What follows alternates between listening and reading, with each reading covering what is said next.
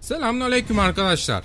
Barbaroslar dizisi başladığında hikayenin tam olarak nereden başlayacağı ve nasıl devam edeceği, dönemin padişahlarının da gösterilip gösterilmeyeceği konusu merak edilir oldu. İlk olarak çok geniş bir hayat hikayeleri olan Barbaros kardeşlerin hikayesi 1500'lü yılların başlarında başlayacak.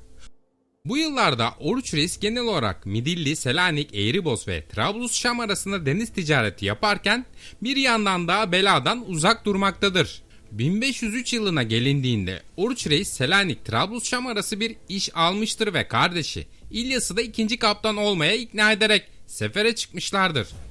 Merak eden arkadaşlar için Trablus-Şam Osmanlı İmparatorluğu'nun bir eyaletidir. Bugünkü Lübnan devleti sınırları içinde olan bir bölgedir.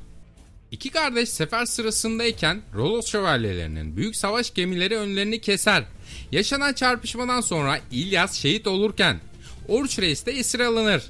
Uzun uğraşlardan sonra Oruç Reis Rodos'tan kurtulur. İşte bizim hikayemiz de bundan sonra başlar. Ticareti bırakan Oruç ve Hızır Reisler kardeşlerinin intikamını alıp Müslüman ticaret gemilerine zarar verip yağmalayan Haçlılara karşı amansız bir savaş başlatırlar.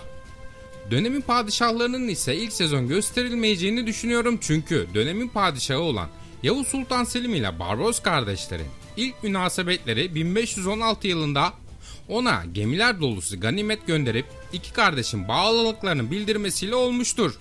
Bu ganimet gönderme olayı da bayağı ileri bir tarih olduğu için dönemin padişahı olan Yavuz Sultan Selim'in ancak ikinci sezon gösterilme olasılığı var.